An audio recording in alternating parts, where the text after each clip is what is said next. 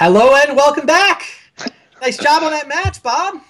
Nice job drawing things off the top of my deck, I guess. I don't know. You kind of had the Tinker Hercules plan all set up. Well, I drew the Tinker. That was just it. Fine. But no, I think both my hands were keepers. It had a lot of mana. Yeah. And I mean, I was even looking through my own deck list. Like, wait a second, what's a bad draw here? Like that opening hand where turn one I had 4 mana and a Tezzeret in hand. Land is good. Spells are good. Yeah, that sounds like a keeper. Yeah, I'm like 2 Red Blasts, a Mental Misstep, and the other Tezzeret. Well, you drew the other Tezzeret. I did, yes. Yeah, I actually thought you drew almost bad versus in the Tango Wire scenario. It felt like you could have won the game a turn earlier, but didn't need to. No problem.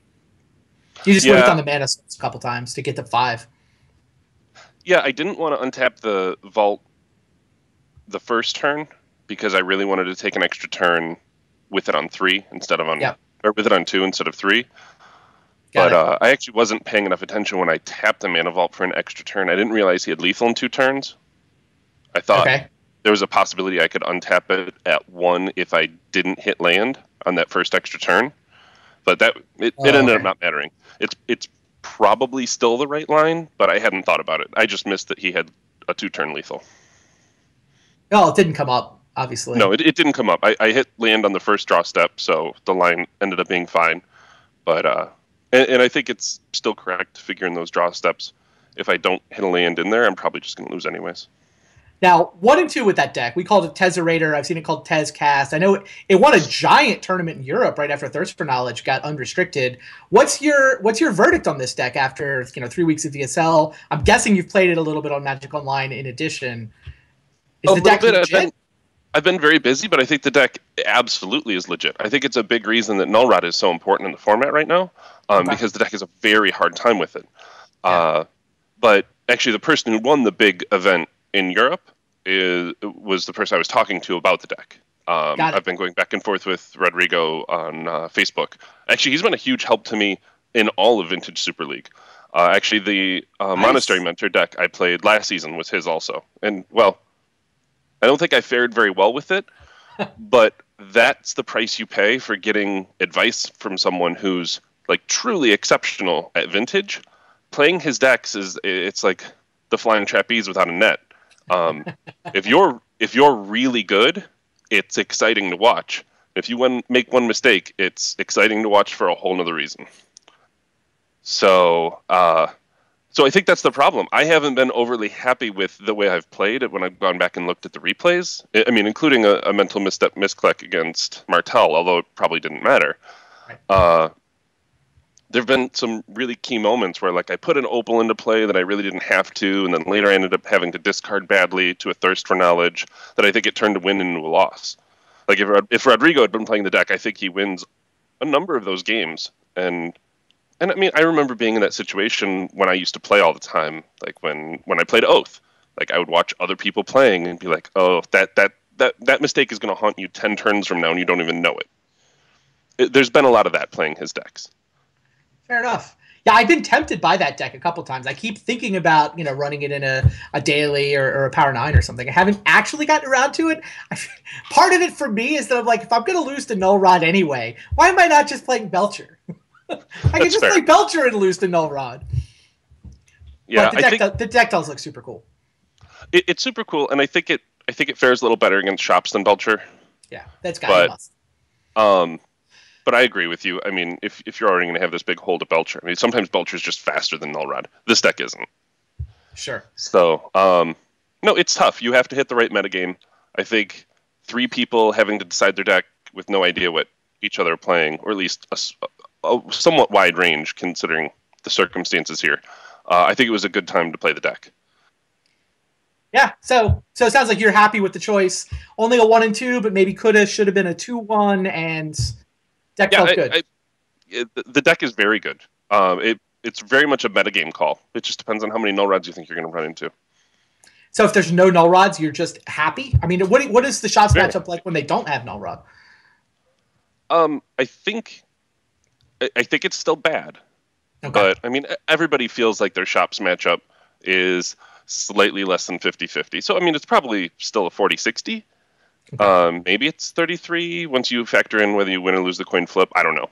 But it's better than some of the decks that just can never beat shops. Yeah, I'll buy that. I think Dredge is who has the good shops matchup. At least that was my theory. Results may not have lined up, but that was my theory. It should be correct. It should be. Yes. The Dredge Curse. Okay, come back in a round. We'll check in on the fate of the Dredge Curse. So we've got, who do we have coming up?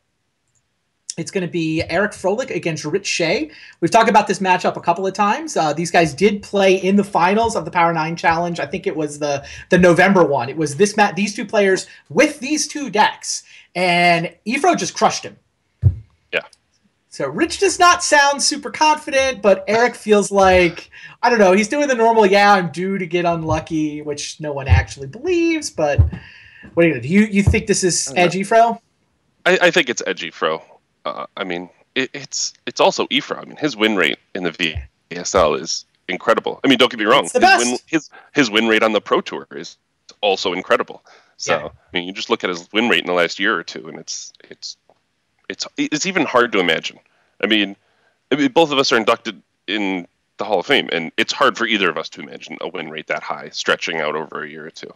Yeah, indeed. If Eric wins this, he'll be tied for second. He'll drop Rich into a tie for second. 2-1 will be kind of the second place bar. If Rich can pull this off, though, Eric at 1-2 going into the second set of decks, Rich sitting at 3-0, I don't know. Could be interesting. I'm with you, though. I think you got to like Efro's chances. Where do you think Storm actually is going to be as this metagame shakes out? I mean, we can look at Eric's deck list if we've got time. This is, I think, kind of a very sleek, very well-tuned version of the Dark Petition Storm deck. I mean, between Dark Petition getting printed and Chalice of the Void getting restricted, there's definitely a giant opportunity to do well in Vintage with Storm. But then again, that's why I think you're starting to see 3 Workshop decks in the VSL. And you're starting to see Workshop show up at the same percentage it was before the Chalice restriction. What's your take? Yeah, I think it's a fantastic deck. And I think right now it's suited really well for where the format shakes out. For whatever reason, a number of people think that their null rods really splash, kind of a splash hate against this deck extremely well. And while the deck doesn't enjoy having a null rod out, it's not nearly as soul crushing as it is with so many other decks. I mean, you have isn't there some sort of ritual, or am I confusing this with the Williams event? Oh, instance over there. There we go. There you go. Yeah, Cabal rituals and dark rituals. Like, a lot of people will dilute their deck with null rods and whatnot, and then drop a null rod. But bringing that in, sideboarding that in, and taking the turn to cast it slows their kill by a turn or two. And those extra 2 turns, this deck catches up without a problem. Interesting. Well, sounds like our players are ready. So let's head down to the match and see how this plays out.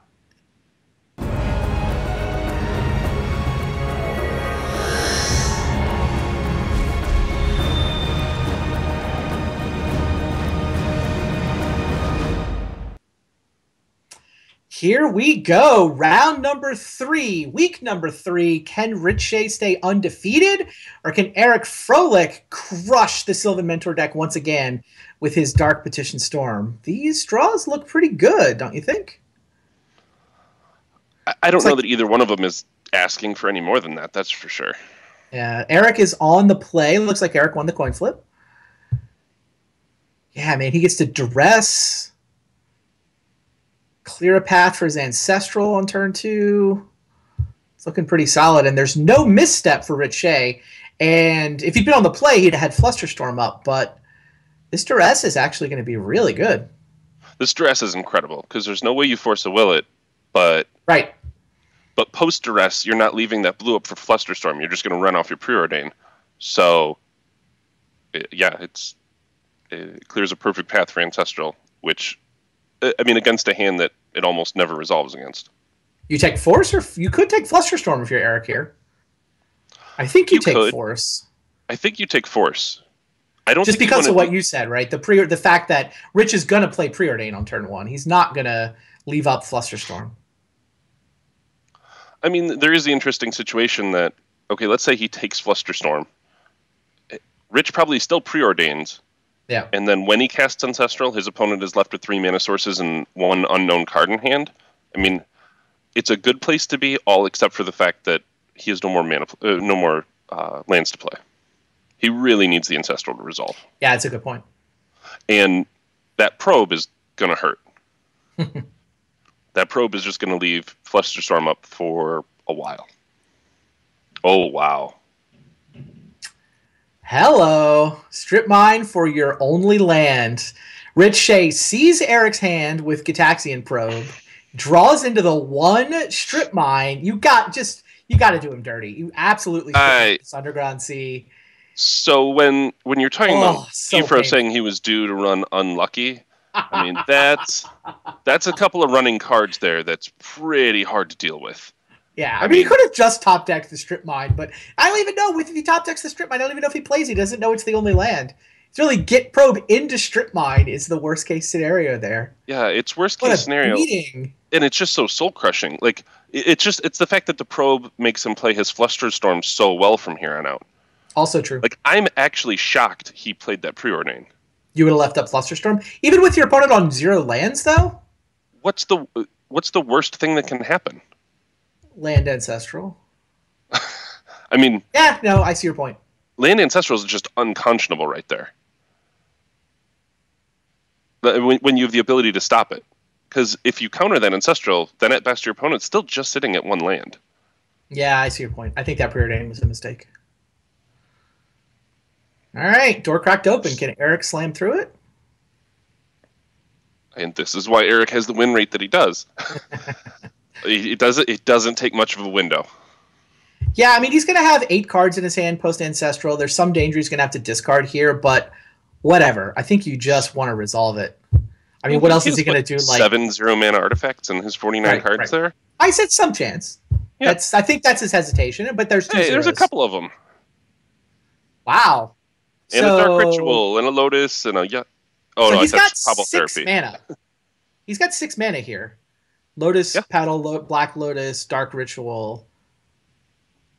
He can go what? He can't quite go Defense Grid Necro, but he can play a Necro if he wants to. He saw Rich's hand a couple of turns ago. I don't know why I don't know that he would want Necro here. I feel like you can just pedal, Defense Grid? Just Pedal Ritual Lotus Therapy him. You get to name Force of Will, you get to see his hand. Then you have 5 mana. You just petition for Will and Will. Put your Lotus back out there, Ritual again. Put the Lotus out, Ancestral again, Duress him again, Therapy him again. Good lord. Yeah, okay. And then tutor and do whatever you want. I think that knocking all the spells out of your opponent's hand is pretty good.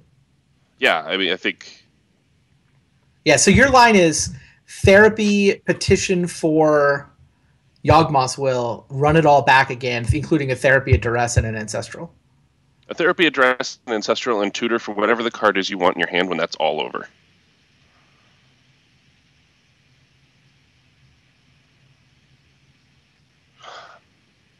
And the one thing I am pretty sure of is that Eric probably has a better line. Well, he's gone Demonic Tutor instead of Dark Petition, so he's already slightly off from us. But this is fine. Oh, wow, he's just going to Yawgmoth's Will, no Therapy. Because he wants the black mana left over, I guess? I only wanted the Dark Petition just to run it back after the will. Like, yeah, but I feel the like DT's even there, back. I feel like there you almost Dark Petition for Lion's Eye, and then... if you're not going to bother therapying, I think you just petition for Lion's Eye and then tutor in response, sack your Lion's Eye. Is this Tendrils? Is this a Tendrils kill anyway, though? Like, I think we're already at lethal storm count for Tendrils. God, all because Rich Shay cast a Preordain. Think about this game. We said he left the door open a crack. Eric is just like, kablam, kill you. What just happened, Bob? This is Rich Shay tapped out for Preordain against an opponent that had no mana, and Eric killed him. Wow. So it's one of those things. Like you can't expect those things to happen, but Efro's not a person that you can afford to make a mistake against. He already plays incredibly. You can't give up any edge. Yeah, Eric Froehlich, ladies and gentlemen. I mean, I understand the Ancestral was still very lucky. I'm not trying to say that play always loses you the game, but Right. there's just no upside. Yeah, you get your preordained on a turn earlier. He's holding a fetch land, so he knows that he can leave up Flusterstorm, and next turn he can preordain with Flusterstorm still up.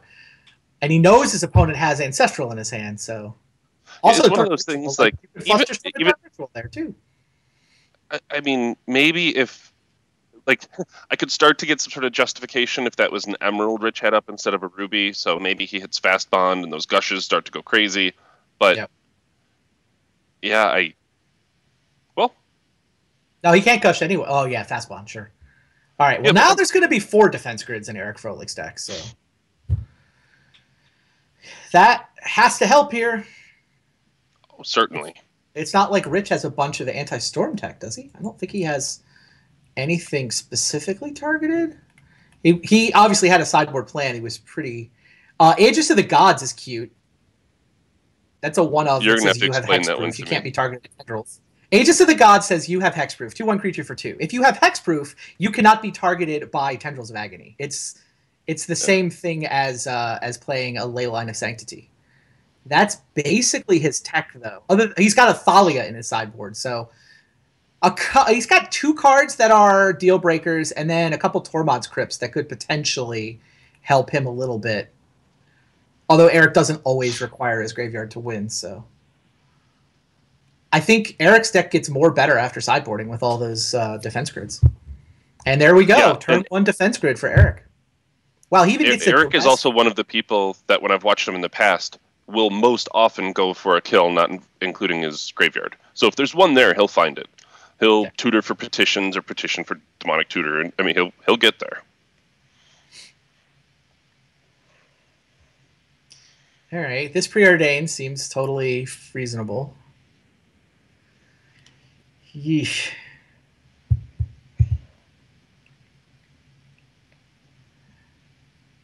There's Aegis of the Gods. It's pretty good here.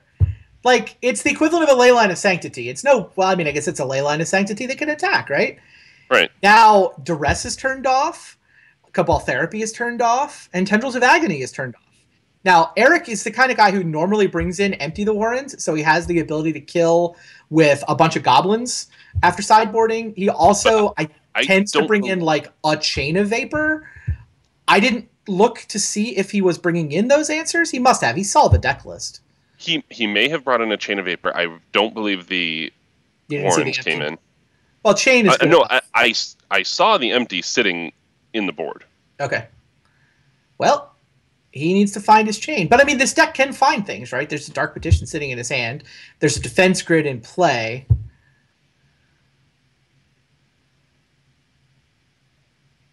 Aegis of the Gods. I have not seen that card on a vintage table before. Makes sense. Yeah, I mean, it makes a lot of sense. It's anytime after your opening hand, it's better than Leyline, yeah. Than Leyline. I mean, it's funny. I've seen True Believer. I didn't realize there's an easier to cast True Believer, but that's basically what that is. Yeah. Ooh, Gitaxian Probe. Is that at least target player's hand? Look at target player's hand. You can Gitaxian Probe yourself. So Eric does not get the information, but he does get to cycle it for a card.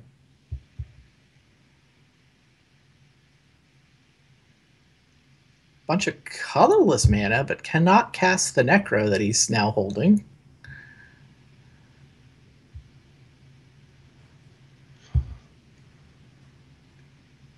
Yeah, this really just looks like another defense grid.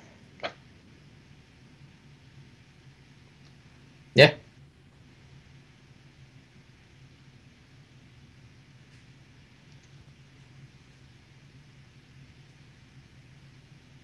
I mean, Eric is he's capable of casting Dark Petition next turn if he wants to. He's also capable of a 3-card Mind's Desire right now. Yeah. Not the most exciting. It's not the most exciting, but I think he has pretty terrible cards on top of his deck. Actually, I think one of them is Gitaxian Probe, so I think he can pay 2 life to probe himself. Oh, okay. 4 cards. So at least it's at 4 cards, I think it's worth it. Note, by the way, that Rich Shay is not drawing lands. Yeah. He's definitely got some problems mana-wise.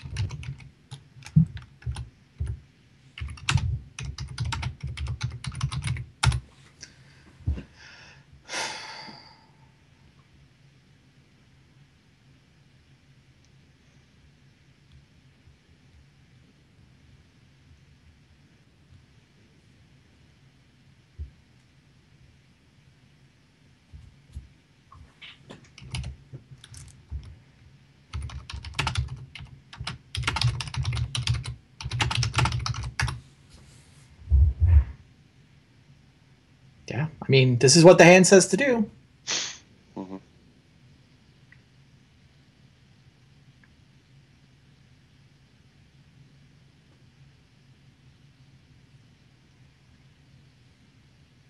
Oh, he's going to Dark Petition. And he's probably just going to drop Necro. Funny. Yeah, he gets the Lotus. Oh, no, he's getting a bigger mind there. Yeah. Yeah, he's still there. Right. Dark Petition for Black Lotus turns a profit on mana, so... Found the Tendrils off the Git Probe. I don't think that changes anything. Yeah. All right. Mind's Desire for 5. Or is that 6? Did we get to 6? I mean, it's Crypt, Petal, Petition, Probe, Lotus, and Desire. Yeah.